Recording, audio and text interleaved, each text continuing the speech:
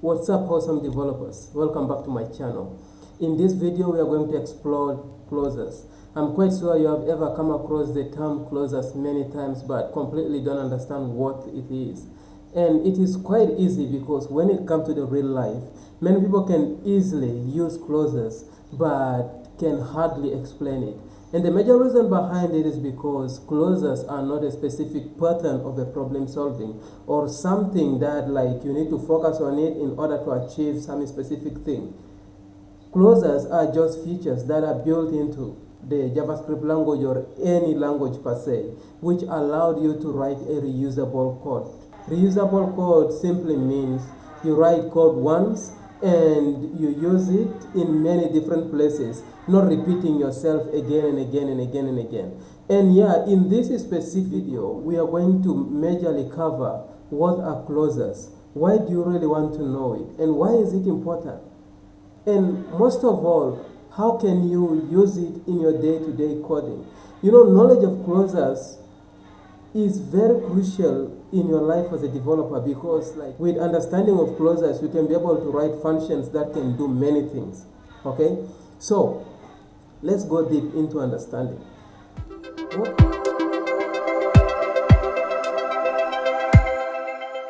Okay, clauses are like function in another function. What do I mean by that?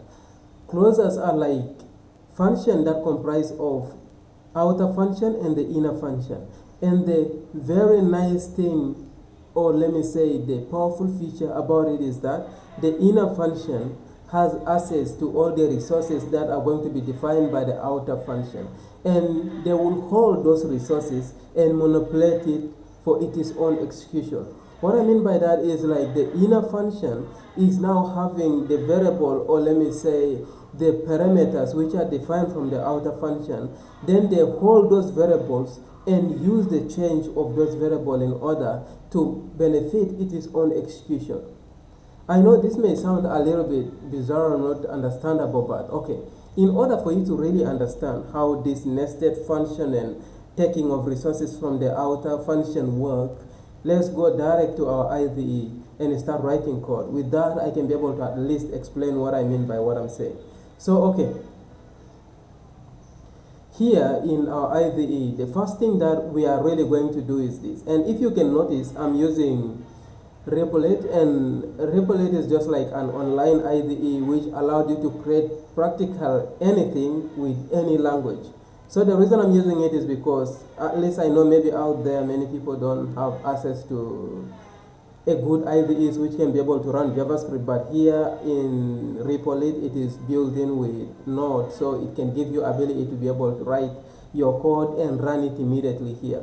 So if you have never used it, just go to replit.com, create your account, then choose the specific language that you want to create whatever you want to create with it. Then after this you get started. For our case we are using Node.js, just Node.js. After this you create the same interface like what I have here.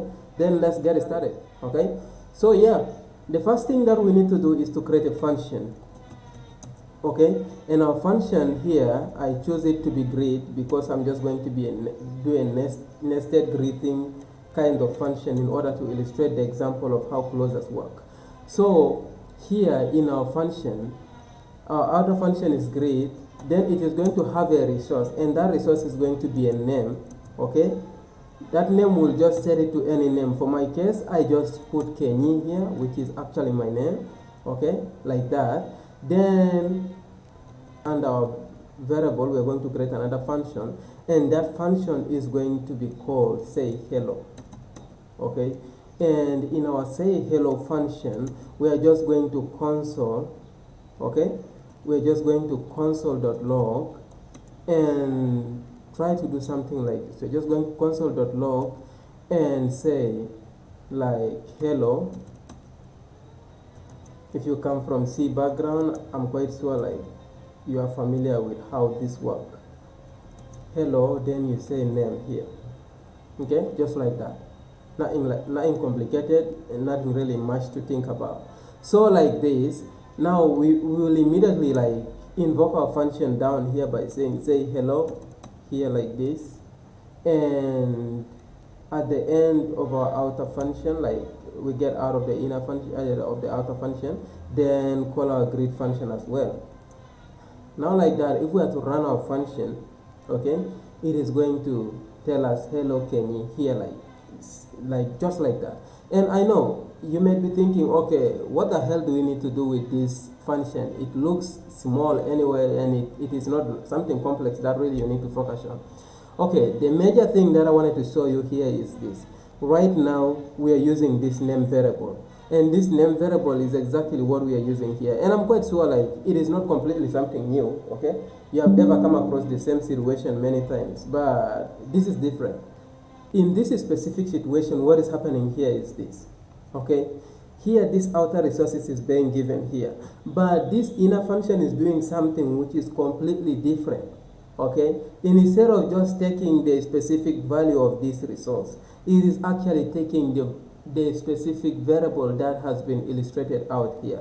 Because when we run this function like this, okay, the outer function is already executed before even the inner function is started running. You see, which means the resource in the outer function is already dormant, but still the inner function had the same access to it, and it was able to print it. This is the power of clauses when we are talking about how clauses really work, you know. And in order for you to really understand, okay, in order for you to really understand how this majorly works, let's try to create another function inside this outer function, which is our greet function. And here, let's call this function how are you, okay? And in our how are you function, let's say how are you. And in our how are you function, we are just going to like console how are you, like that, with name also specifically, like suppose the name will be here like that. Okay, our how are you is just going to be like that, how are you and the name of the person. So now we'll come down here and call our how are you function, how are you, like that.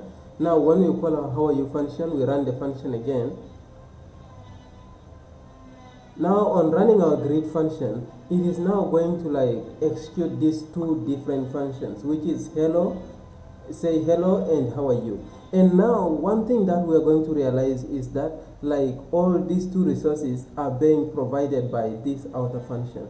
And the funny part is this: if we are supposed to put like console.log up here, okay, if you are to console.log here and say outer like this and run it, you realize that like it just runs, the outer function is only run once. So which means this execution here is happening while the outer function is already dormant, is not working. You see, it's completely not working, and it's still the inner functions still have the same access to the resource which is provided by the outer function.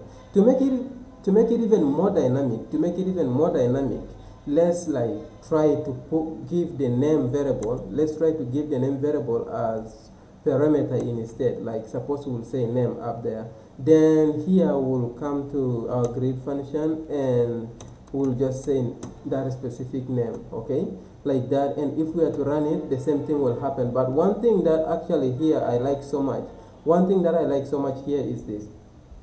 In this context now, we actually have a function that is dynamic. What do I mean by that? Imagine suppose you're working with the JavaScript frameworks like React. Now you have ability to use this specific function invocation down here, like the greet function. You can now invoke it in many different components. You see, now you have created something which is completely dynamic, and this is how separation of concern actually works in creation of frameworks like React or React Native or whatever close JavaScript framework, and how it actually works with separation of concern. So yeah, that is actually majorly how you can be able to see how this thing is going. But okay, it is fine. Like you can be able to use the greet function as a piece of component that you can invoke in a different other components, or maybe you can invoke in different other programs. But the thing is here, what if instead of doing that, you actually want the program maybe to say hello at first, then after saying hello, you want the user to click on a function in order like to be greeted, how are you? Okay, maybe after login, then by default it has to just take the name from the user's name and put the name there and say hello this person. I'm quite sure you have seen it in platforms like Amazon. Like in Amazon, if you log in with your whatever, it actually says hello, and it puts your email or maybe your specific name there. If you can just look at the top bar in Amazon, that actually works. But now what if like you want the other greet, like how are you, to happen only if the user click on a specific button, then it will now say how are you. Now, how you can achieve this is this. There are actually many ways of achieving this, but the easiest one I think is this one. Like, first of all, we need to first come here to where we actually invoke our inner functions. Then we are going to just return them as objects. Okay, so we will say the first function is say hello. Instead of invoking it immediately, we just leave it like objects like that. Then the second one will say how are you, like that, and just not actually put anything, just invoke it direct like that. And if we can see from the context of these two, it is completely ununderstandable. Okay, it is completely ununderstandable for us to look into this, but the truth is this. Now our greet function here is going to become a factory function. What do I mean by factory function? Factory functions are functions that produce other functions or produce objects, in other words. So now our greet function is going to have property. Okay, for example, suppose if we are to come down here, okay, in this one, and we are to console.log, if we are to console.log greet of that specific name, like that, now on consoling, it will not give us the output. You see, it will now tell us that, okay, the greet of that specific name is going to have say hello, which is the first property, and how are you, which is the second property. Now this overall greet function is working like if it is producing, let me say, objects inside it, and that is how powerful it can get, you know. And now you have the ability like to assess each property based on which one you want and which one you don't want. Like for example, suppose here, because we have say hello here, if we are to come here and just say like, okay, because we have say hello, and you come down here and say dot say hello. Let's try with this, say hello, like that, and you invoke it direct like that. Okay, let's try to run it and see what will happen.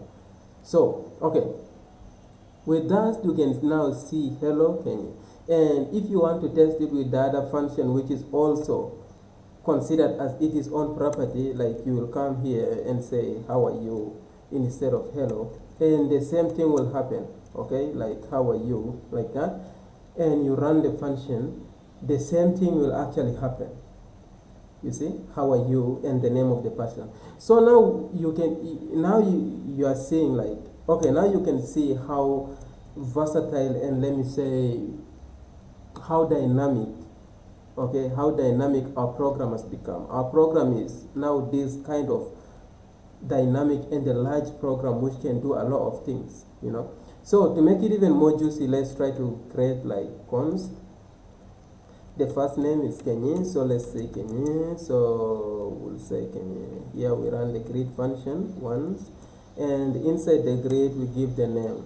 Okay, suppose this is a name like this, and duplicate this same function here, and we'll say, let me say Mike here like this, and the name we'll give it Mike. Okay, we'll give it Mike like that. Okay, one thing that really like we need to put in mind is this. Now by doing this, we actually made this function here, this name here, to behave like a function. Okay, this name here is behaving exactly like this function here, which means this name dot say hello will actually say hello using this name, and this name dot how are you will actually say how are you using this specific name. as the input of name, you know. And one thing that really we need to notice at this moment is this. Right now, it doesn't matter how many times, okay, we run something like, suppose if we want to say can you dot, okay, we want to say like can you dot say hello, like that, right? And if we are to run it like this, outer function here, which is actually our greet function, is run twice, okay? So let me show you something, okay? Here, like suppose I duplicate this function like 5 times like this, and if I run it, it runs this function 5 times, but okay, our greet function is only executed twice, while this function, which is say hello function, is being executed like 5 times. And what is happening here is this: despite the greet function finishing its execution, is still our hello function hold on to the value of the name. Okay, it is still hold to the value of the name and continues to use it for its own advantage. The best way of actually showing this is our second example. Let me show you what we have in our second example. Okay, in this second example, we are going to create a function, okay, which is going to be called counter. You can call it anything anyway. I'm just calling it counter because of what it is going to do, like counter. And this counter is going to have a variable which is called count, and we are going to initialize that variable to 0. Then after that, we are going to define another function which is going to be called increment. And our increment function is just going to like increment our count, okay? Then after this, it will console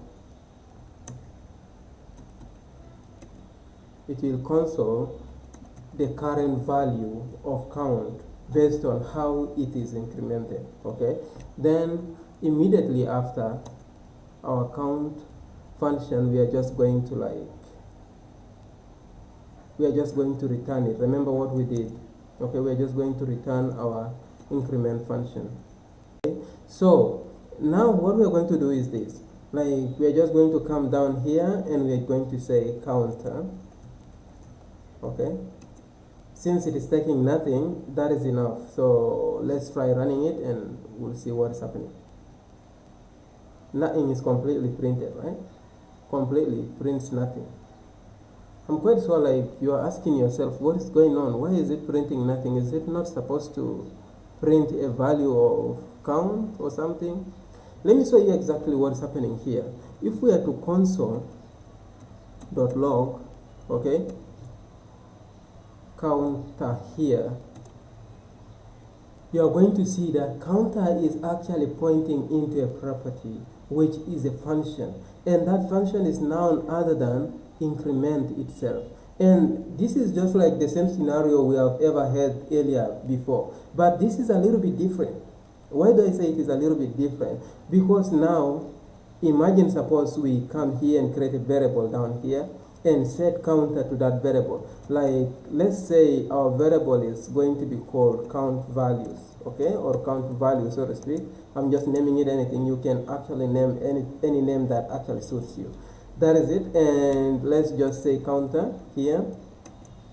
Here currently we are actually invoking the counter function. But one thing that we need to really put in mind is this. This variable count value here is now acting like this function. What do I mean by that? If you are to go down here and just say count like this, just say count value, okay, like this, and like try to invoke it like a function, you will immediately see what will happen. It is printing 1. And where is that 1 coming from exactly? The 1 is actually the increment from this increment function, okay? Now this count value variable here is working exactly as increment function. This one here is representing increment function. I know it is somehow not understandable, but yeah, the fact is this, okay? The moment we return this thing, this is acting like a property inside the counter function. But now, instead of it being a property that need to be called specifically, like what we did in the previous example, it is in terms of like a function that is returned but need to be invoked. You see, a function that is returned but need to be invoked. And now the only way for us to invoke it is just like to give it this, to give it open and closing bracket, and that is all. That is all you really need to do. And actually, one reason as to why I gave this example is this. If we are supposed to duplicate this same function like maybe 5 times or many, and we run it, okay, one thing that you are going to notice is printing 1, 2, 3, 4, 5, and like you will immediately start asking yourself, what the hell is going on?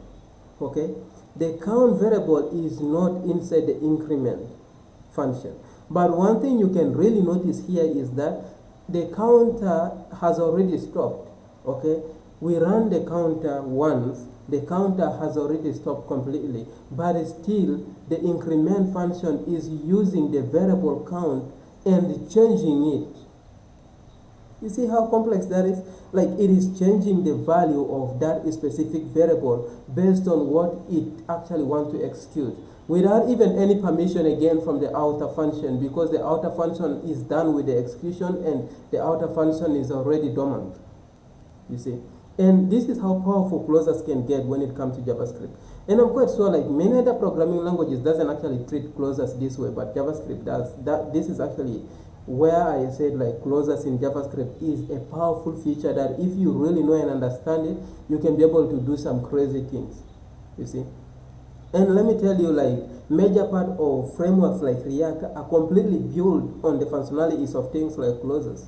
Your ability to be able to write, okay, functions inside other functions which can pass props and all this kind of stuff, and that is the entirety of what React is completely based on, you know, the ability to be able to pass data from one to another, from child component to another component. How are you supposed to do that if it is not because of the closures? And that brought me to my third example. The third example is a little bit live and something that is interactive. You know, let's just get into it and I show you through it. This is our third and the last example, and this example is React based. And if you have worked with React in any way, I'm quite sure you have ever come across this kind of program where like you create a program and you have a specific button. When you click on that button, like the count increment by 1, like just what I'm doing here. When I click, like it increment by 1, it increment by 1.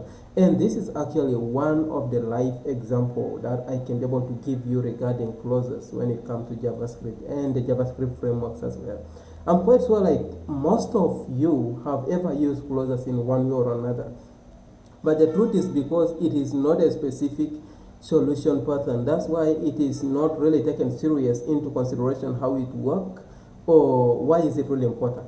But with this few illustration, I'm quite sure you have already understand exactly why closures are very important. Like in React here, what we are doing is this. We have the counter function, which is actually working like our outer function, and we have increment function, which is our inner function. Then now, like in our increment function, we are just doing exactly what we did in our previous example. Like we are using the variable which are given to us with our counter function, which is the outer function, then use it in our inner function, which is the increment function. And increment function now holds those variables together and manipulate it for its own good, which is exactly what I was trying to explain in our previous example. This is entirely what closures is all about. It gives you ability to be able to like use a function in another function that can do something.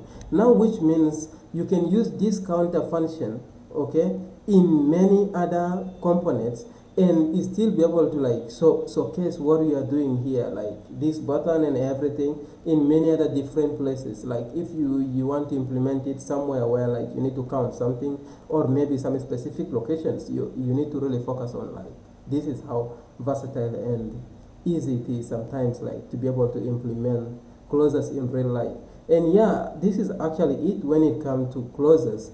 Clauses in JavaScript, it may sound like completely something complex to understand, but if you come across these kind of small patterns, you can be able now to understand exactly what clauses are, why are they important, and why will you even learn it as a JavaScript developer, you know. And not only this, in some complexity, you have a very large scale of how you can be able to use clauses and modify them for your own good, you know.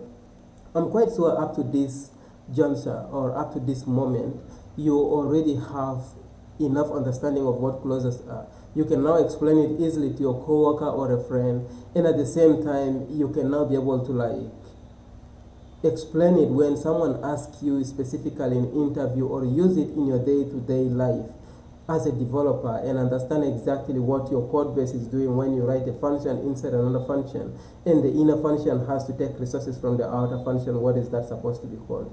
So this is it for the 9th episode of 100 Days JavaScript Interview Question. And I'm quite sure, like, with this knowledge, you can be able to do much more than just like ask your interview or get better into your programming, but it will open the doors for you for many other things that you need to do. So that is it for this episode. Thank you for watching, and as always, see you in the next video. Thanks and bye.